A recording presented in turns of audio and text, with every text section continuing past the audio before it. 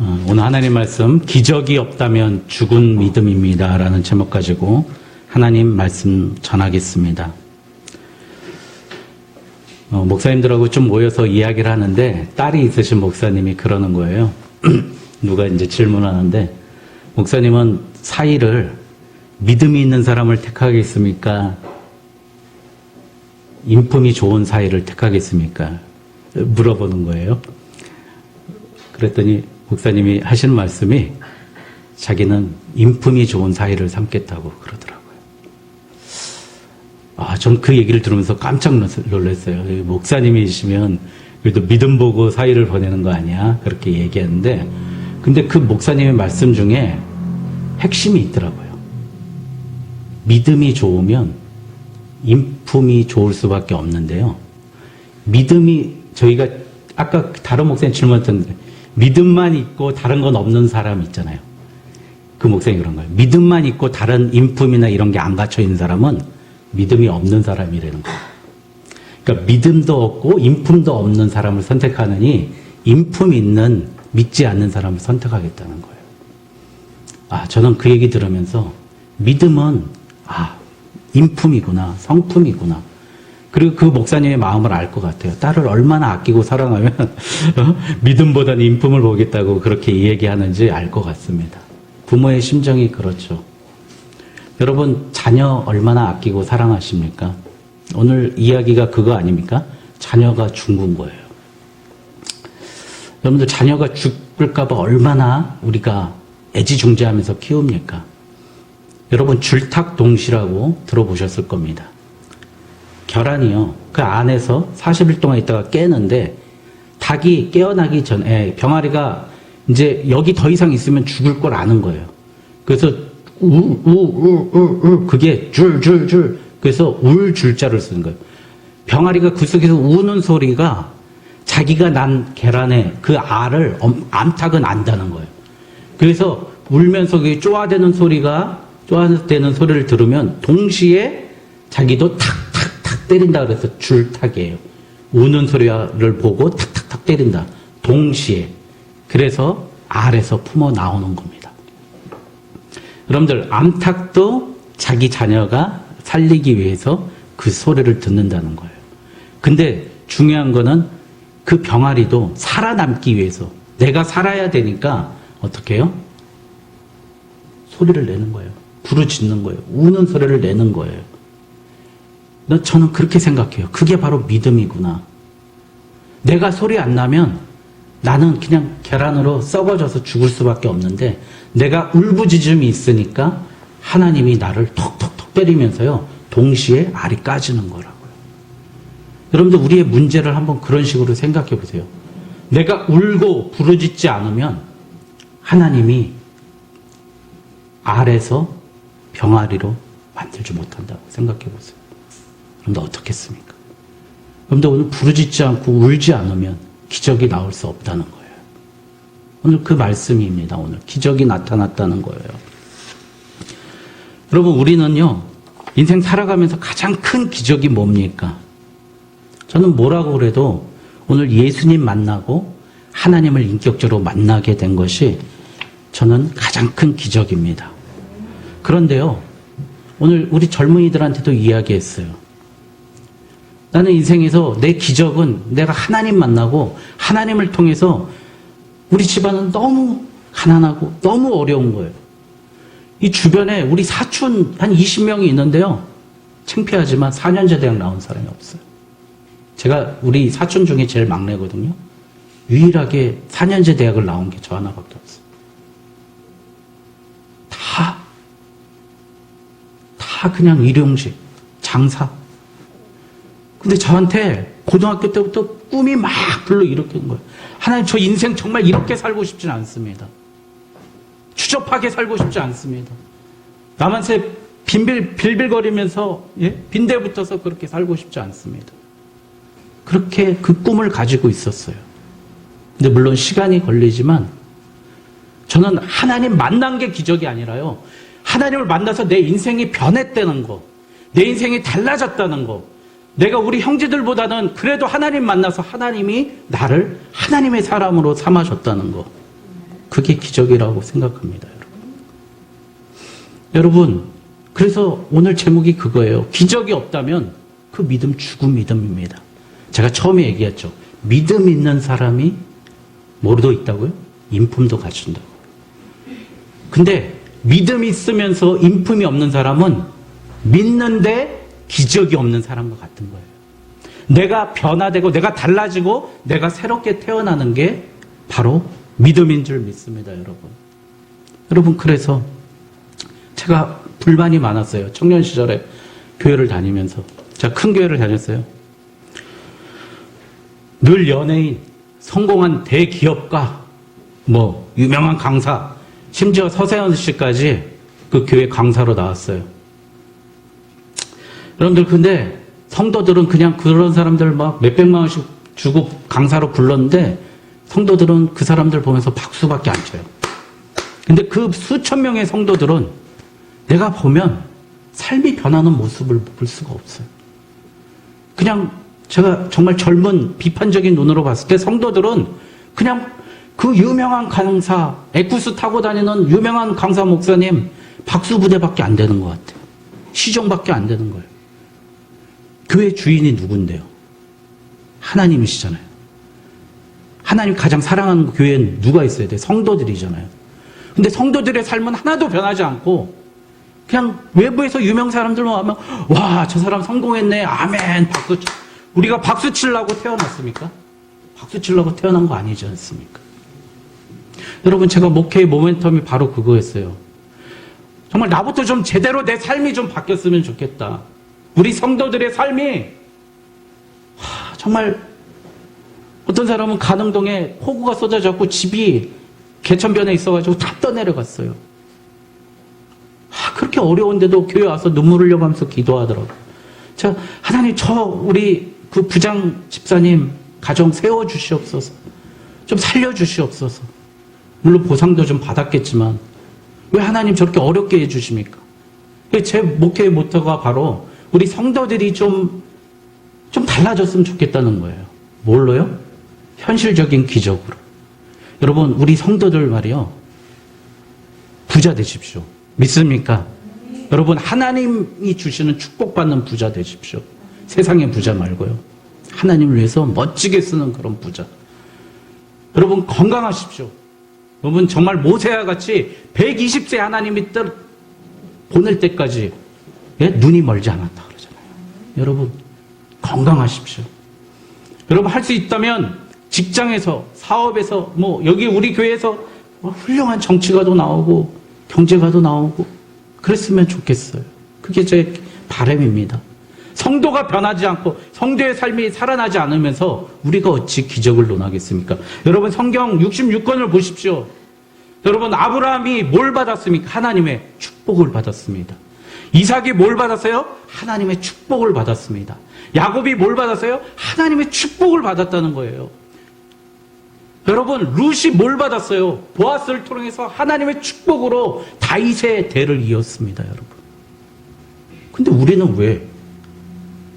전 솔직히 깜짝 놀랐어요. 어떤 목사님은요, 성도가 부자 되는 거, 성도가 잘 되는 걸 두려워해요. 왜요? 그러면 떠날까봐. 어이가 없더라고요. 여러분, 우리 교회 안 나와도 좋으니까 부자 되세요. 다른 교회 다녀도 좋으니까 부자 되시고, 정말 믿음의 부자 되시고, 믿음의 사람 되십시오. 건강한 사람 되십시오. 하나님이 이끄시는 그 사람 되십시오. 여러분, 그게 저의 목회의 모토입니다. 그래서 성도들을 위한 목회를 정말 하고 싶은 게 저의 마음입니다. 지금도 똑같습니다. 하나도 변한 게 없어요. 오늘 사르밧 과부의 이야기, 두 가지 모토가 있습니다. 하나는 물질의 문제고요. 하나는 아들의 영혼의 문제입니다. 이 엘리야가 이 열왕기상에 처음으로 등장하는 게 17장이에요. 여러분, 이순신 장군이 왜 유명할까요? 예? 그 풍신수길이라고 그랬죠, 옛날에. 일본말로 하면. 토요토미 히데요시가 임진왜란을 일으켜서 이순신이 있었잖아요. 여러분, 엘리야가 왜 유명한지 아십니까? 아합이라는 무지막지한 왕이 있었습니다. 여러분, 아합이요, 바알신을 섬겼는데 또 저 외국에서 외국 공주하고 결혼해갖고 외국에 있는 아세라 신까지 데리고 왔고요. 완전히 종교 백화점으로 만들어버린 거예요. 하나님의 나라를 종교 백화점으로 만들어버려요. 그러니까 하나님이 가만히 있겠어요? 엘리야를 불러가지고, 엘리야 너 일로 와봐. 아합한테 가가지고 너 분명히 얘기해. 너 아세라 목상과 바알신을 섬겼으니까 이제 내 말이 없으면 수년 동안 비도 이슬도 있지 아니하리라. 흉년의 고통, 가난의 고통, 궁핍의 고통을 주는 거예요. 아합 너 그러니까 회개해. 그 얘기를 했으니 그 막강한 아합, 제일 악한 왕이 엘리야를 가만히 뒀겠습니까? 죽이려고 하죠. 그래서 엘리야가요, 저 동쪽, 지금으로 말하면 저 울진 같은 데로 도망갔다가 다시 저 북쪽으로 도망갑니다. 오늘 나오는 시돈, 7절에 나오는 시돈. 시돈이 지금 레바논인데요, 레바논. 여러분, 지금으로 보면 저기 의주, 신의주 정도 되는 데로 도망가는 거예요. 도망가 있는 거예요. 시돈. 이 시돈이라는 곳이 원래 지금 히브리어로 보니까 사이다랍니다. 사이다. 네, 사이다로 도망갑니다. 그래서 거기서 사르밧이라는 곳에 숨어 있는데 거기서 과부를 만납니다. 엘리야가 다른 데 있을 때는 까마귀가 주는 걸로 먹다가요. 이제 사르밧 과부한테 가봐라. 하나님이 말씀하셔요. 그 과부가 너 먹여줄 거야. 음식을 줄 것이다. 9절에 그렇게 말씀하는 거예요. 그런데 갔네요. 가가지고 오늘 12절에 11절에 보니까 내 손에 떡 한 조각 내게로 가져오라 이렇게 이야기합니다. 떡 좀 줘라. 하나님이 분명히 너한테 달라고 그러면 준다고 그랬어요. 그래가지고 줄 줄 알았는데 뭐라 그래요? 12절에 여호와의 살아계심을 두고 맹세하노니 나는 떡이 없고 다만 통에 가루 한 움큼과 병에 기름 조금뿐이라. 내가 나뭇가지 둘을 주어다가 나와 내 아들을 위하여 음식을 만들어 먹고 그 후에는 죽으리라. 이거보다 무서운 얘기가 어디 있어요? 야, 선지자인지 뭔지 나 지금 한 움큼의 밀가루밖에 없어. 나 이거 먹고 내 아들하고 먹고 죽어버릴 테니까 나 죽이든지 살리든지 네 멋대로 해, 맘대로 해. 그 얘기한 거예요. 그런데 엘리야가 얼굴 두껍게 이렇게 얘기해요. 13절에 그에게 이르되 두려워하지 말고 가서 내 말대로 하려니와 먼저 그것으로 나를 위하여 작은 떡 한 개를 만들어 내게 가져오라. 여러분, 예수님이 그런 말씀 하셨잖아요. 너는 먼저 그의 나라와 그의 의를 구하라. 그리하면 이 모든 것을 너희에게 더하시리라. 너 마지막 남은 그 떡 한 조각 나한테 가져와. 그 두려워하지 말고 가져오라고. 하나님의 명이니까 가져오란 말이야. 그 다음에 너와 내 아들을 위하여 만들라고 그럽니다. 하나 만들면 이제 끝인데 뭘 만들라는 소리야. 이해가 안 되죠. 그런데 여인이 어떻게 했죠? 순종했습니다. 여러분 오해하지 마십시오. 여러분들 있는 거 탈탈 털어서 드리라는 거 아니에요. 여러분 이 얘기가 뭐죠? 나의 전인의 순종을 요구하는 거예요. 이성적으로 생각해서 합리적으로 생각해서 말 안 되는 거 내가 뭐 어떻게 순종하라는 거예요. 그게 아니라요. 말이 안 돼도 하나님의 말씀이라면 그냥 가는 겁니다. 다니엘처럼 걷는 거예요. 그 길. 내가 죽으면 죽으리라 하고 그 길을 가는 거예요. 그게 바로 순종입니다.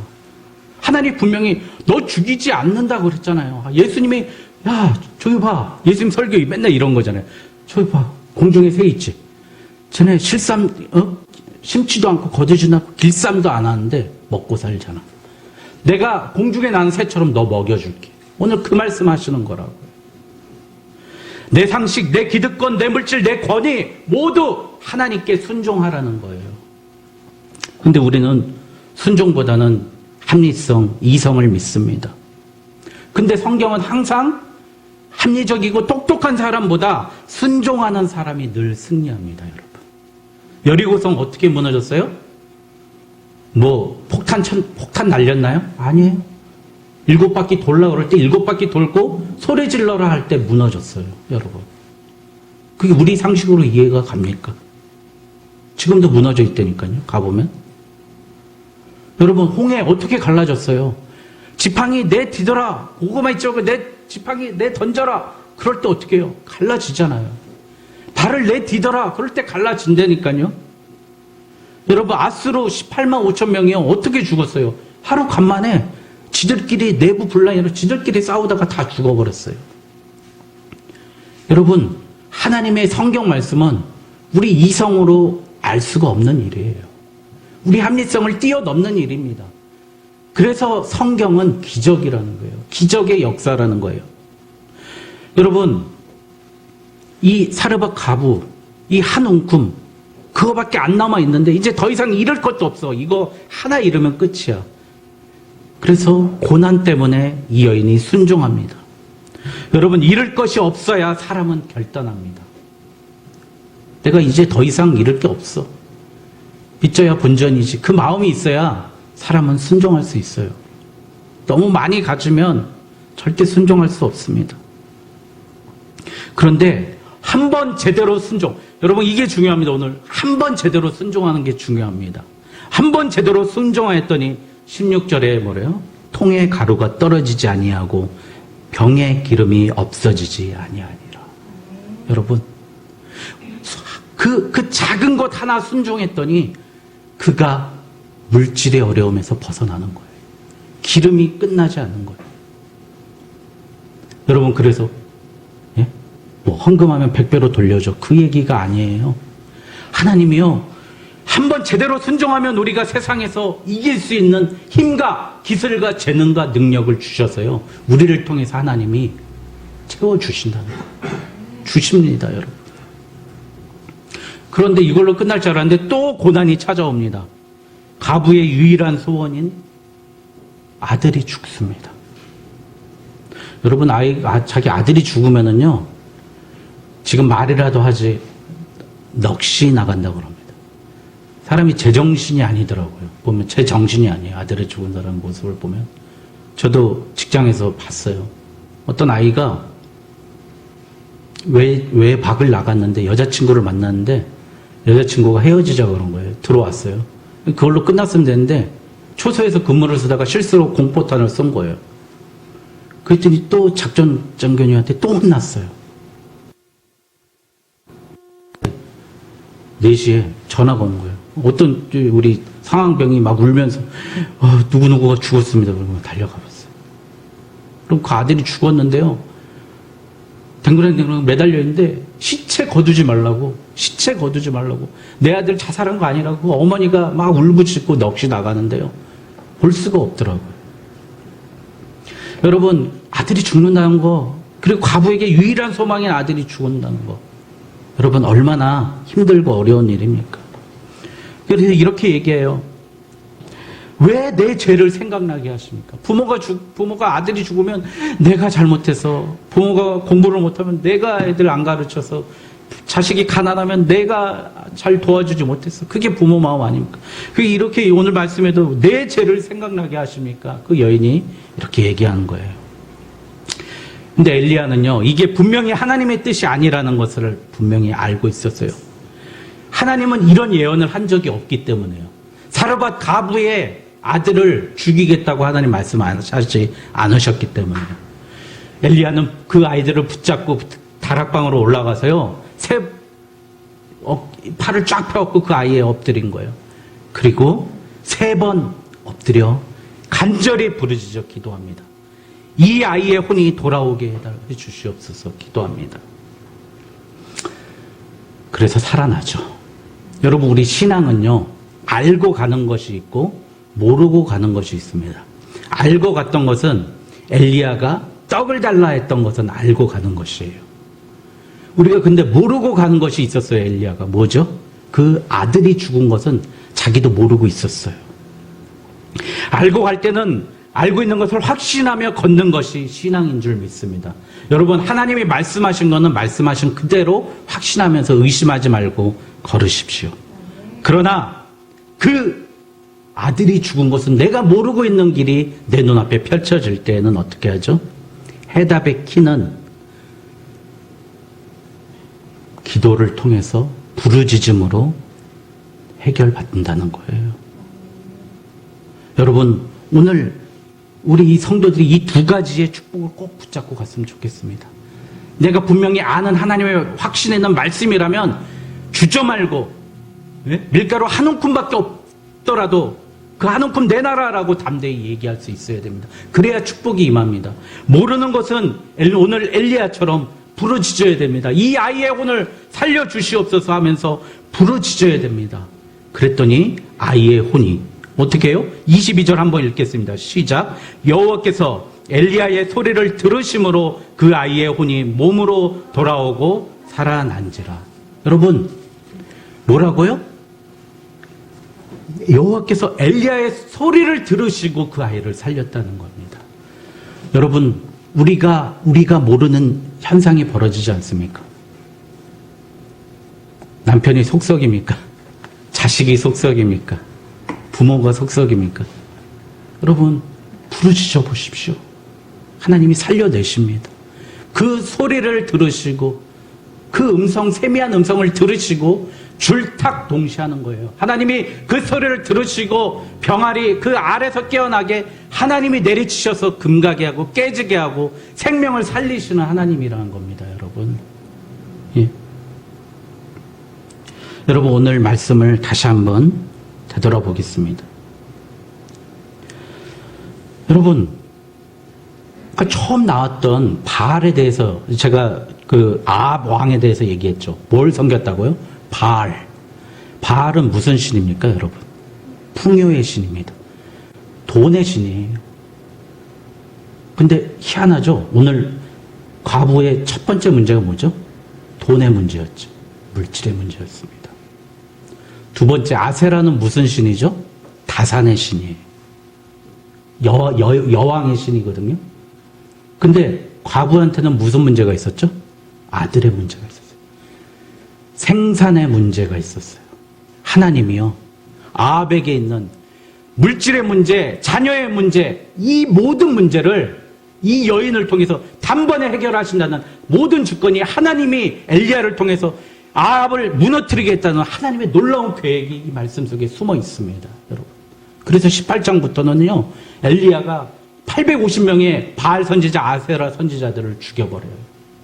여러분, 그 약속에 말씀이 숨어 있습니다.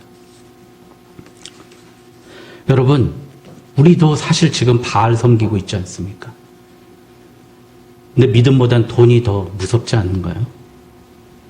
또 아세라 섬기고 있지 않습니까? 내 신앙보다는 내 아들이 더 중요하지 않습니까? 내 딸이 더 중요하지 않습니까? 자녀라면 뭐든지 자녀를 위해서는 내 어떤 문제도 양보할 수 있다. 심지어 신앙까지도 양보할 수 있다. 이렇게 생각하고 있지 않습니까? 여러분, 한번 되돌아봤으면 좋겠습니다. 오늘 말씀 정리하겠습니다. 첫 번째, 제가 다시 얘기합니다. 예수 믿고 오늘 사르밧 과부처럼 기름이 떨어지지 않는 축복받는 것이 우리의 첫 번째 기적인 줄 믿습니다. 여러분, 잘 먹고 잘 살고 하나님 영광 위해서 우리 받은 모든 것 사용해야 될 줄 믿습니다.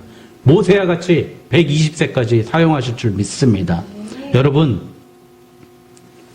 두 번째, 진짜 기적은 내가 변하는 게 기적인 줄 믿습니다. 오늘 말씀에 죽은 아들을 살려내신 하나님 보십시오. 여러분, 제가 요즘에 넷플릭스 드라마 보니까 그 소년 심판? 그 김혜수가 심판으로 나오는 거. 여기 의정부 지방법원 소년부에 되게 무서운 판사가 있대요. 애들 보면 눈물 쏙 빼는 판사가 있대요. 그 이야기가 직접 나와요. 의정부 지방법원에 있던 판사가 김혜수인 거야. 젊은 아이들, 사고친 애들 눈물 쏙 빼는 판사. 그 대사까지 나오거든요. 근데 김혜수가 아이들한테 엄청 차갑고 냉정하게 가장 엄하게 쳐버려요. 이유가 뭐냐? 자꾸 물어보는 거예요, 김무열이. 그런데 김혜수가 이래요. 쟤들은 절대 변하지 않아. 여러분, 사람은 절대 변하지 않습니다. 여러분, 우리가 죽었다 다시 살아나는 이 기적을 본 게 뭐예요? 내가 죽었다가 다시 살아나야 돼요. 그게 기적이에요. 다른 사람으로 살아나는 거예요. 여러분, 제가 전에도 말씀드렸잖아요. 성경에서 우리 조금만 더 하고 노력하면 하나님의 자녀가 됩니다. 이거 거짓말이고 이거 잘못된 신앙이라고요. 우리는요, 노력해서 되는 사람이 아니라요, 다시 태어나야 되는 사람인 줄 믿습니다. born again, 예수 그리스도의 피로 새롭게 태어나야 되는 거예요. 여러분, 오늘 죽은 아들을 다시 살리시잖아요. 여러분, 우리도 그렇게 다시 엘리야의 기도를 통해서 우리가 다시 살아나야 되는 줄 믿습니다. 그러니까 24절에 어머니가 그렇게 얘기해요. 내가 이제야 당신은 하나님의 사람이요 당신의 입에 있는 여호와의 말씀이 진실한 줄을 아노라. 엄마도 변화돼요. 하나님을. 여러분, 내가 가장 중요한 건요, 내가 변하는 게요 가장 큰 기적입니다. 세 번째, 우리 고난 축복, 고난 순종 축복. 이 패턴을 알았으면 좋겠어요. 나에게 고난이 있습니까? 오늘 순종하십시오. 내가 하지 못할 것 같더라도 내가 할 수 있는 데까지 순종하십시오. 그러면 축복이 하나님이 부어주십니다. 정말 부어주십니다. 그리고 내 눈이 열려요. 안목이 변합니다. 여러분, 지금 내 인생에 고난과 가뭄과 기근에 시달리고 있습니까? 그러면 지금이 바로 최고의 순종의 기회입니다. 여러분, 지금 하나님께 드릴 거 별로 없는 거 아니에요. 고난이고. 그럼 가장 적은 거 들으면서 가장 많은 거 받을 수 있는 최고의 기회인 줄 믿습니다. 사르밧 가그는요, 기근, 고난, 이 가난을 순종으로 단 한 번에 끝냈습니다. 내가 단 한 번만 순종하면 나와 내 가족을 살릴 수 있습니다. 로마서 5장 19절 잘 아는 말씀입니다. 한 사람이 순종하지 아니함으로 많은 사람이 죄인 된 것 같이 한 사람의 순종하심으로 많은 사람이 의인이 되리라. 할렐루야. 내가 순종하면 내 주변에 있는 많은 사람을 의인으로 만들 수 있습니다, 여러분. 그리고 마지막으로 라이놀드 리버라는 사람이 한 말이 있어요. 기도가 있어요. 하나님 바라옵건대 제게 바꾸지 못한 일을 받아들일 수 있는 차분함과 바꿀 수 있는 일을 바꾸는 용기와 그 차이를 늘 구분하는 지혜를 주시옵소서. 내가 바꾸지 못하는 일, 오늘 엘리야가 그 아들이 죽었을 때 바꾸지 못하는 일을 가지고 어떻게 했어요? 엎드려 3번이나 간절히 부르짖었다고 그래서 하나님이 들었습니다. 내가 할 수 없는 일을 뭐 하라고요? 기도하라는 겁니다. 그러나 내가 할 수 있는 일에 대해서는 그 일을 바꾸어내는 용기를 달라고 기도했습니다. 라이놀드 리버라는 사회신학자가요, 미국에. 여러분, 오늘 사르밧 가부처럼 마지막 남은 떡 한 조각을 엘리야에게 대접하는 용기 필요합니다. 그러나 내가 바꾸지 못하는 일, 생명에 관한 일은 엘리야처럼 부르짖으면서 간절하게 기도해야 하나님께서 일의 결과는 하나님이 계획하고 계십니다. 여러분, 하나님과 나와의 줄탁동식, 그게 바로 하나님과 새로운 만남이고 새로운 영생의 시작인 줄 믿습니다. 지금 나를 꺼내달라고, 나를 구원해달라고 외쳐야 될 줄 믿습니다. 이것이 내가 새롭게 태어나며 물질의 문제, 이생의 문제보다 더 귀한 내 인생이 새롭게 태어나는 죽은 영혼이 다시 살아나는 저와 여러분 되시길 주님의 이름으로 축원드립니다. 기도하겠습니다.